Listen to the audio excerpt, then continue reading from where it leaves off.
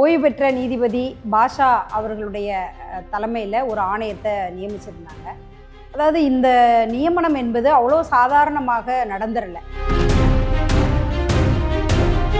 சேலம் முதல் சென்னை வரை கிட்டத்தட்ட 400 கிலோமீட்டர் நடைபயணமாக சுட்டெரிக்கும் வெயிலில் நாங்கள் இந்த ஒற்றை கோரிக்கை, சாதி ஆணவ படுகொலைகளை தடுப்பதற்கு ஒரு சிறப்பு சட்டத்தை தமிழக அரசே கொண்டு வா,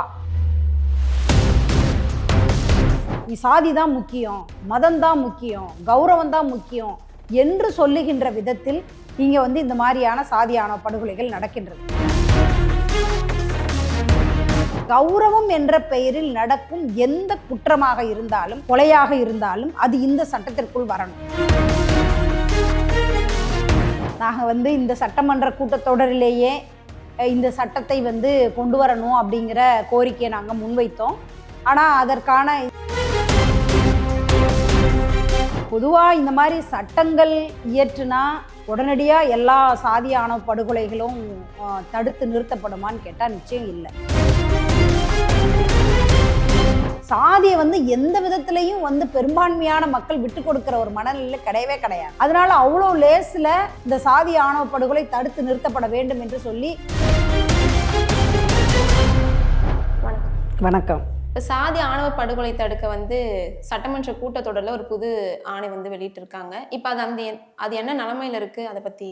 அதாவது கடந்த சட்டமன்ற கூட்டத்தொடரில் தமிழக அரசு ஓய்வு பெற்ற நீதிபதி பாஷா அவர்களுடைய தலைமையில் ஒரு ஆணையத்தை நியமிச்சிருந்தாங்க. அதாவது இந்த நியமனம் என்பது அவ்வளோ சாதாரணமாக நடந்துடல. ஏன்னா கடந்த ஒரு 10-15 ஆண்டு கால வரலாற்றை பார்த்தீங்க அப்படின்னு சொன்னால், சாதி ஆணவ படுகொலைகள் தமிழ்நாட்டில் எதுவுமே நடக்கலை அப்படின்னு சொல்லி தான் அண்ணா திராவிட முன்னேற்ற கழக அரசாங்கம் சொல்லிச்சு. அதை தொடர்ந்து தமிழகத்தில் தொடர்ந்து நடக்கின்ற சாதி ஆணவ படுகொலைகள், அதே போல் தீண்டாமை ஒழிப்பு முன்னணி போன்ற பல்வேறு அமைப்புகளுடைய போராட்டங்கள், இதெல்லாம் தான் தமிழக அரசாங்கத்தை இப்படியான ஒரு ஆணையத்தை அறிவிக்க வைத்தது. இந்த ஆணையம் எதற்காக அறிவிக்கப்பட்டிருக்கு அப்படின்னு சொன்னால், இந்த சாதி ஆணவ படுகொலைகளை தடுப்பதற்கு ஒரு சிறப்பு சட்டம் கொண்டு வரணும் அப்படிங்கிறதுக்கான ஆலோசனைகள் உருவாக்குவதற்காக தான் இந்த ஆணையம் உருவாக்கப்பட்டிருக்குது. இப்போ இந்த ஆணையம் தீண்டாமை ஒழிப்பு முன்னணி மற்றும் பல்வேறு ஜனநாயக அமைப்புகள், தலித் ஒடுக்குமுறைக்கு எதிரான போராட்டங்கள் நடக்கின்ற பல்வேறு அமைப்புகள், சில அரசியல் கட்சிகள், இவங்ககிட்ட எல்லாம் ஆலோசனைகளை கேட்டுட்ருக்குறாங்க. நாங்களும் தமிழ்நாடு தீண்டாமை ஒழிப்பு முன்னணியும் அந்த ஆலோசனைகளை கொடுத்துருக்குறோம். இப்போ அந்த ஆணையம் இந்த பரிந்துரைகளை எல்லா அமைப்புகளிடத்திலிருந்தும், களத்தில் இதுக்காக போராடுகின்ற சாதி ஆணவ படுகொலைக்கு எதிராக போராடுகின்ற அமைப்புகளிடமிருந்து ஆலோசனைகளை வாங்கி கொண்டு இருக்கின்றார்கள்.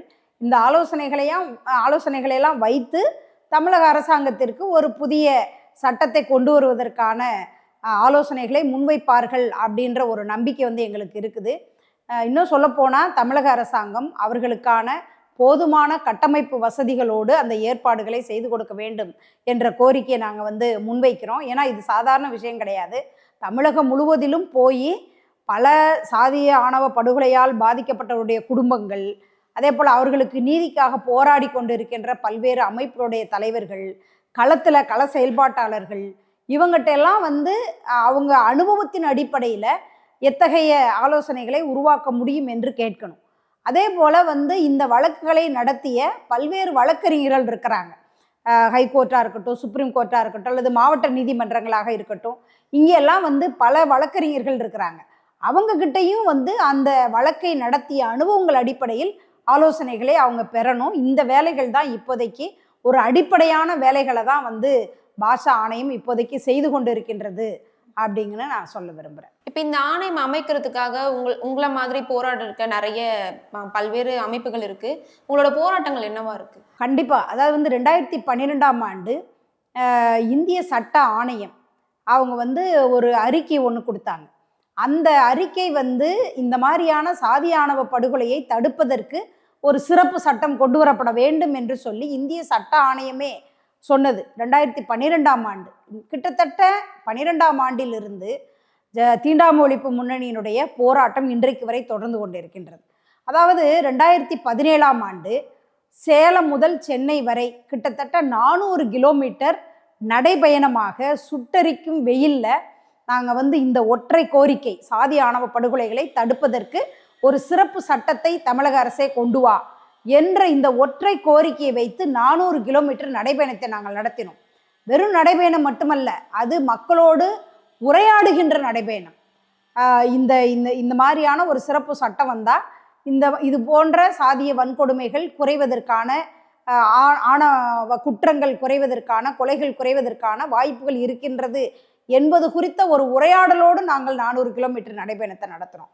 அது மட்டும் கிடையாது, சென்னையில் ஒரு சிறப்பு மாநாடு, மயிலாடுதுறையில் சாதி மறுப்பு திருமணங்கள் செய்து கொண்ட தம்பதியர்களுக்கான ஒரு பாராட்டு நிகழ்ச்சி, அதே போல் மேற்கு மாவட்டங்களில் சாதி ஆணவ படுகொலைகளை தடுப்பதற்கு சிறப்பு சட்டம் வேண்டும் என்ற ஒரு மாநாடு, சென்னை சேப்பாக்கத்தில் ஒரு ஆர்ப்பாட்டம், இவ்வளவு போராட்டங்களை நாங்கள் கடந்த காலத்தில் நடத்தியிருக்கிறோம். அது மட்டும் இல்லை, இன்றைக்கு தமிழகத்தில் கிட்டத்தட்ட ஒரு 12 ஆண்டு காலத்தில் 45க்கும் மேற்பட்ட சாதி ஆணவ படுகொலை வழக்குகளிலே தமிழ்நாடு தீண்டாமை ஒழிப்பு முன்னணி தலையீடு செய்திருக்கின்றது.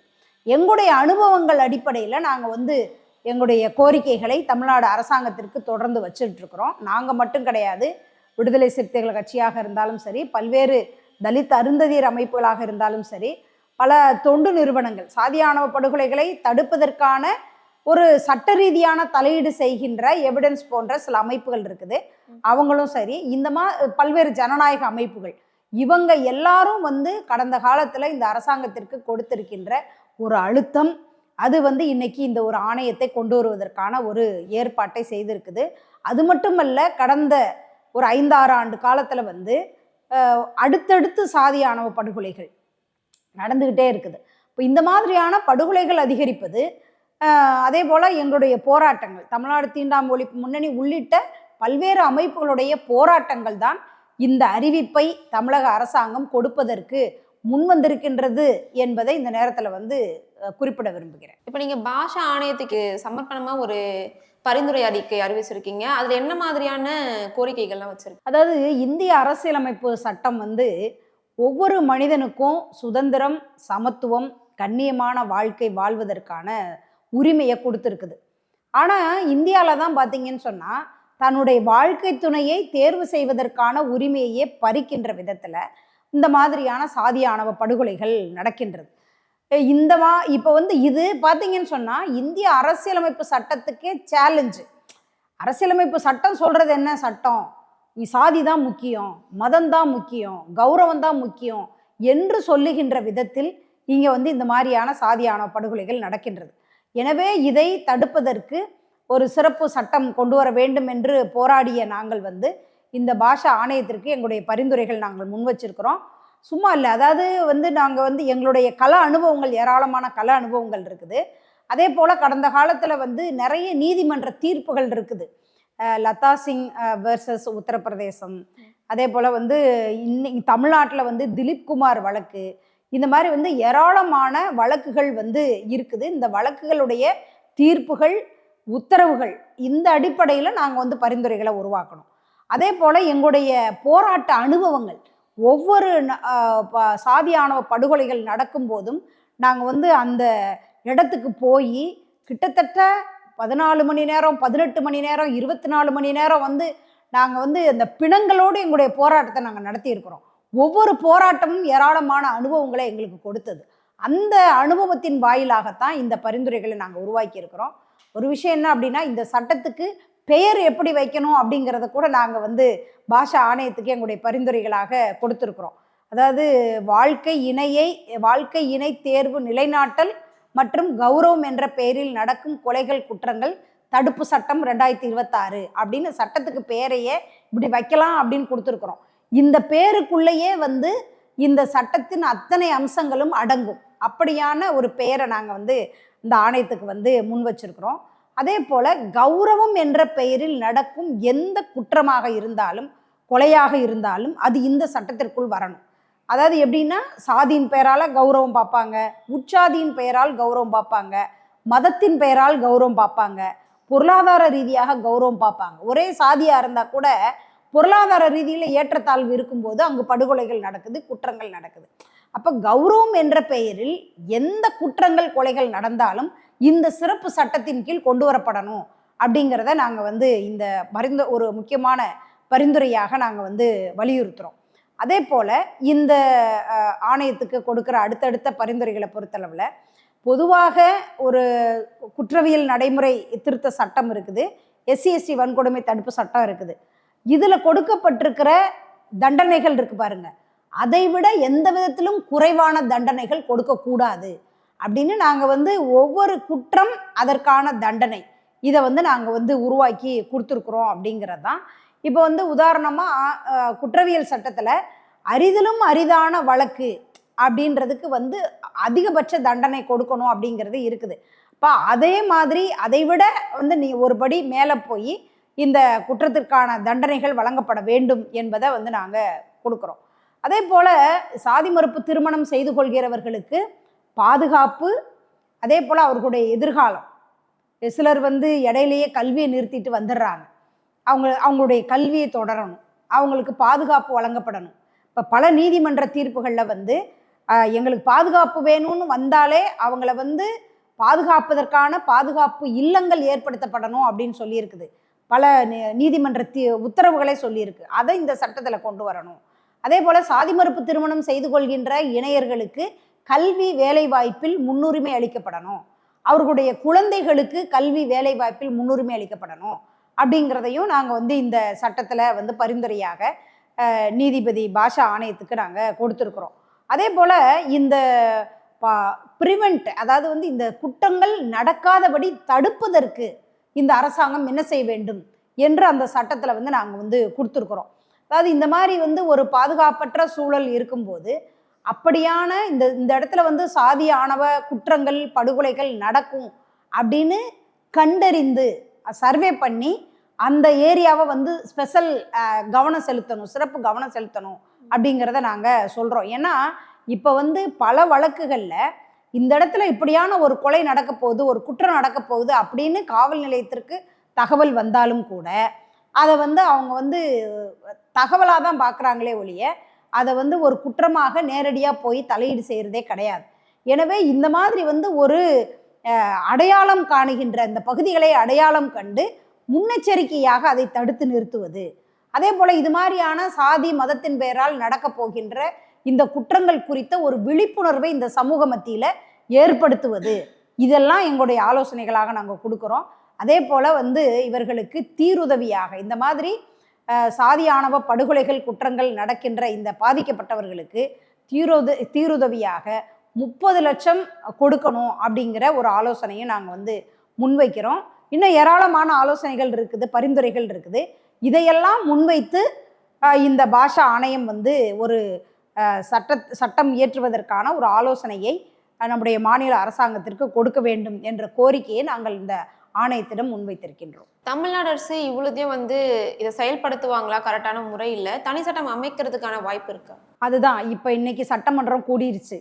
நாங்கள் வந்து இந்த சட்டமன்ற கூட்டத்தொடரிலேயே இந்த சட்டத்தை வந்து கொண்டு வரணும் அப்படிங்கிற கோரிக்கையை நாங்கள் முன்வைத்தோம். ஆனால் அதற்கான இப்போதான் ஆணையம் வந்து எல்லா இடத்துலையும் பரிந்துரைகளே வாங்கிக்கிட்டு இருக்கிறாங்க. இப்போ வந்து இவங்க இதை சரி பண்ணி அவங்க வந்து இந்த சட்டமன்ற கூட்டத்தொடர் முடிவதற்குள்ள கொடுப்பதற்கான வாய்ப்பு மிக மிக குறைவு. அப்போ நாங்கள் தமிழ்நாடு தீண்டாமை ஒழிப்பு முன்னணி தமிழக அரசாங்கத்துக்கு என்ன ஒரு கோரிக்கை வைக்கிறோம் அப்படின்னு சொன்னால், ஒரு சிறப்பு சட்டமன்றத்தை இதற்காகவே கூட்டணும் அப்படின்னு சொல்லி நாங்கள் சொல்கிறோம். ஏன்னா இது எப்பையும் போடுற இப்போ பட்ஜெட் கூட்டத்தொடரோடு அது போயிடக்கூடாது, அல்லது எப்பையும் கூடுற சட்டமன்ற கூட்டத்தொடரையே வந்து அது வந்து கொண்டு வரதுக்கான வாய்ப்புங்கிறது இல்லை. எனவே இதற்கென்று ஒரு சிறப்பு சட்டமன்றத்தை கூட்டி இந்த மசோதாவை வந்து இந்த பில்லை வந்து அங்கே வந்து பாஸ் பண்ணணும் அப்படிங்கிறத தமிழ்நாடு தீண்டாமை ஒழிப்பு முன்னணி வந்து வலியுறுத்துது. ஏன்னா வந்து அநேகமாக ஒரு 10 ஆண்டு காலம் அண்ணா திராவிட முன்னேற்ற கழக அரசாங்கம் இப்படியான ஒரு சட்டத்தின் பக்கமே வரல, இப்படியான ஒரு ஆணையத்தையே அவங்க வந்து கொண்டே வரல. ஆனால் திராவிட முன்னேற்ற கழக அரசு கடந்த சட்டமன்ற கூட்டத்தொடரில் தான் இதை அறிவிச்சிருக்கிறாங்க. எனவே வந்து இதை அவ்வளோ சீக்கிரமாக கொண்டு வந்துருவாங்களா அப்படிங்கிறது ஒரு பெரிய கேள்விக்குறி. அதனால தான் நாங்கள் என்ன கோரிக்கை முன்வைக்கிறோம்னா, ஒரு சிறப்பு சட்டமன்றத்தை கூட்டி அதில் இந்த சாதி ஆணவ படுகொலையை தடுப்பதற்கான சிறப்பு சட்டத்தை நிறைவேற்ற வேண்டும் என்ற கோரிக்கையை தமிழ்நாடு தீண்டாமை ஒழிப்பு முன்னணி முன்வைக்கின்றது.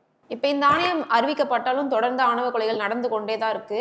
இப்போ அரசு எந்த அளவுக்கு இதை சட்டமன்றத்தில் இது பண்ணுவாங்க நீங்க நினைக்கிறீங்க? பொதுவாக இந்த மாதிரி சட்டங்கள் இயற்றுனா உடனடியாக எல்லா சாதி ஆணவ படுகொலைகளும் தடுத்து நிறுத்தப்படுமான்னு கேட்டால் நிச்சயம் இல்லை.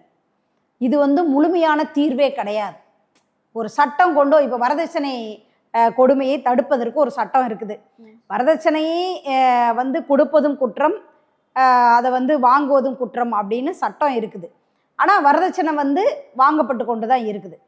ஆனால் என்ன அப்படின்னு சொன்னால், ஒரு சட்டம் என்று ஒன்று வந்த உடனே அதற்கு வந்து ஒரு பாதுகாப்பு அப்படிங்கிறது இருக்குது. ஆனால் அதை விட மேலானது என்ன அப்படின்னா, இந்த சாதிய ஆதிக்க சிந்தனையோடு இருக்கின்ற இந்த சமூக சிந்தனையை மாற்றணும். அது ரொம்ப ரொம்ப முக்கியமான வேலையாக தமிழக அரசாங்கம் கொண்டு வரணும். இப்போ ஒரு உதாரணம் சொல்கிறேன். இப்போ நாங்களாம் வந்து சென்னையில் வந்து டூ வீலரில் போகிறோன்னு வைங்களேன். சென்னைக்குள்ளே வந்த உடனே கண்டிப்பாக ஹெல்மெட் மாட்டாமல் நம்ம வந்து பயணம் பண்ண முடியாது, நமக்கு வந்து ஃபைன் பண்ணிடுவாங்க அப்படின்னு நாங்கள் யோசிக்கிறோம். ஆனால் இதே இது எங்கள் ஊருக்கு போயிட்டோன்னு சொன்னால் நாங்கள் வந்து ஹெல்மெட் போடுறதுல அவ்வளவு கவனமாக இருக்கிறது கிடையாது. ஏன்னா அங்கே வந்து கிராமப்புறம், அப்படிலாம் யாரும் வந்து ஹெல்மெட் மாட்டலைன்னா ஒன்றும் கேட்கவே மாட்டாங்க. அதே போல தான் இப்படி ஒரு சட்டம் வந்துருச்சுன்னு சொன்னால் சட்டத்துக்காக பயப்படுறவங்க இருக்கிறாங்க. அப்போ அந்த பயம், இதை தடுக்கிறதுக்கு ஒரு சட்டம் வந்துருச்சு, கண்டிப்பாக நம்ம வந்து இதில் வந்து மாட்டினோன்னா நம்ம வந்து சிறைக்கு போக வேண்டியது இருக்கும், தண்டனையை அனுபவிக்க வேண்டியது இருக்குன்ற ஒரு பயத்தை ஏற்படுத்தும் சட்டம்.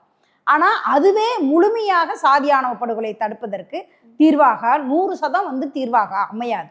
எனவே தான் நாங்கள் தமிழக அரசாங்கத்தில் என்ன கேட்குறோம் அப்படின்னா, இந்த மாதிரியான சாதிய ஆதிக்க மனநிலை ஆண்டாண்டு காலமாக ஆயிரம் ஆண்டுகளாக தொடர்கின்ற இந்த சாதிய ஆதிக்க மனநிலை மாற்றப்பட வேண்டும். அதற்கான ஒரு சமத்துவ சிந்தனையை உருவாக்குகின்ற வேலையை அரசாங்கம் செய்யணும். நாங்கள் தமிழ்நாடு தீண்டாமை ஒழிப்பு முன்னணியுமே வந்து நாங்கள் ஏதோ இந்த மாதிரியான ஒரு சாதி ஆணவ படுகொலைகளோ குற்றங்களோ நடக்கும்போது போய் அங்கே நிற்கிறத தாண்டி இந்த மனித மனங்களை பண்படுத்துகின்ற வேலையையும் தமிழ்நாடு தீண்டாமை ஒழிப்பு முன்னணி நாங்கள் செஞ்சிட்ருக்குறோம். ஏன்னா அந்த சாதி குறித்த ஒரு உரையாடல் எத்தனையோ, அதாவது ஒரே ஊரில் படித்துவிட்டு இருக்கிற இளைஞர்கள், வேலை வாய்ப்பின்றி இருக்கிற எத்தனையோ இளைஞர்கள் இருப்பாங்க. அது வந்து ஒடுக்கப்பட்ட சமூகத்திலையும் இருப்பாங்க, ஒடுக்குகின்ற சமூகத்திலையும் இருப்பாங்க. அந்த இளைஞர்கள் தங்களுக்கான வேலை வாய்ப்பை ஒற்றுமையாக இருந்து போராடுவதற்கு மாற்றாக இந்த சாதி அவர்களை பிரித்து வைத்திருக்கின்றது. பொதுவான கோரிக்கைக்காக போராட வேண்டிய இளைஞர்களை சாதியின் பெயரால், மதத்தின் பெயரால் இந்த சமூகம், இந்த சாதி ஆதிக்க சமூகம் பிரித்து வச்சிருக்குது. எனவே ஒரு மனித மனங்களை பண்படுத்துகின்ற வேலையை தமிழ்நாடு தீண்டாமை ஒழிப்பு முன்னணி ஒரு மக்களோடு சாதியம் குறித்த ஒரு உரையாடலை நாங்கள் நடத்தி கொண்டே இருக்கின்றோம். இது போன்று ஒரு பண்பாட்டு தளத்தில் ஒரு சிறப்பான விழிப்புணர்வு பிரச்சாரங்களை தமிழ்நாடு அரசாங்கம் இந்த சமூகத்தில் நடத்த வேண்டும். அப்படிப்பட்ட சமூக மாற்றங்கள், ஒரு சமத்துவ சமூக மாற்றம் ஏற்படாமல் வந்து இந்த மாதிரியான குற்றங்கள் முழுமையாக குறைந்து விடாது என்பதையும் நாம் வந்து கவனத்தில் எடுக்க வேண்டியது இருக்குது. எனவே சாதிய இந்த ஆதிக்கம் சம்பந்தமாக, சாதிய ஒடுக்குமுறை குறித்து, இதனால் என்ன நமக்கு பலன், என்ன பிரயோஜனம், இது குறித்த ஒரு உரையாடலை இந்த அரசாங்கமும் சரி, சமூகத்தில் பல்வேறு அமைப்புகளும் சரி உரையாட வேண்டியது இருக்குது. அதோடு சேர்த்து இந்த சாதிய சங்கங்கள், சாதியின் பெயரால் இளைஞர்களை, பெண்களை, சிறுவர்களை, மாணவர்களை சாதியின் பெயரால் அந்த சாதிய ஆதிக்கத்தை கூர்மைப்படுத்தி கொண்டிருக்கின்ற வேலை இன்றைக்கு தமிழ்நாட்டில் அதிகம் நடக்கின்றது. RSS போன்ற அமைப்புகள் இதை அதிகமாக செய்து கொண்டிருக்கின்றது. எனவே அந்த பிரச்சாரங்களையும் தமிழக அரசாங்கம் தடுத்து நிறுத்த வேண்டும். அதற்குரிய கோரிக்கையும் நாங்கள் தமிழக அரசாங்கத்திடம் முன்வைத்திருக்கின்றோம். அதையும் தமிழக அரசாங்கம் செய்யணும் அப்படிங்கிறத நாங்கள் கேட்டு. இப்போ சாதி ஆணவ படுகொலை குறித்து மக்களோட விழிப்புணர்வு என்னவா இருக்கு? அதாவது சாதிய மனநிலையோடு தான் இந்த சமூகம் இருக்குது. அதனால வந்து இது பொதுவாக இந்த சாதி ஆணவ படுகொலையை பொறுத்தளவில் இது வந்து இந்த நிலப்பிரபுத்துவ சமூகத்தில், இந்த ஆணாதிக்க சமூகத்தில், இந்த சாதி ஆதிக்க சமூகத்தில் இது வந்து சமூகத்தில் நீக்கமற நிறைந்திருக்கிற ஒரு விஷயம் சாதிங்கிறது. சாதியை வந்து எந்த விதத்திலையும் வந்து பெரும்பான்மையான மக்கள் விட்டு கொடுக்குற ஒரு மனநிலையில் கிடையவே கிடையாது. அதனால அவ்வளோ லேஸில் இந்த சாதி ஆணவ படுகொலை தடுத்து நிறுத்தப்பட வேண்டும் என்று சொல்லி பெரும்பாலான மக்கள் விரும்பவே மாட்டாங்க. ஏன்னா அவங்கவுங்க சாதி, இன்னும் சொல்லப்போனால் ஒரு பெண் தன்னுடைய சாதியின் பெருமையை பாதுகாக்கணும் அப்படின்னு மனு தர்மம் சொல்லுது.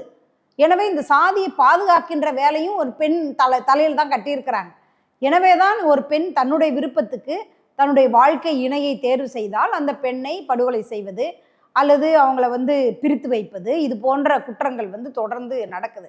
எனவே இந்த சமூகத்தின் மத்தியில் அதற்கான ஒரு மிகப்பெரிய மாற்றத்தை கொண்டு வர வேண்டியது இருக்கு. ஆனாலும் கூட தமிழகத்தில்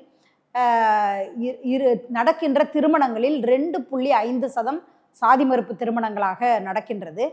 எங்கேயோ ஒரு சில வீடுகளில் தான் காதல் திருமணம் இல்லாமல் அரேஞ்ச்டு மேரேஜே சாதி மறுப்போட நடக்குது அப்படின்னா அது ரொம்ப அரிதிலும் அரிதான திருமணங்களாக தான் இருக்கும். அப்படிப்பட்ட திருமணங்கள் ஒட்டுமொத்தமாக இந்த சமூகத்தில் நடக்கணும்.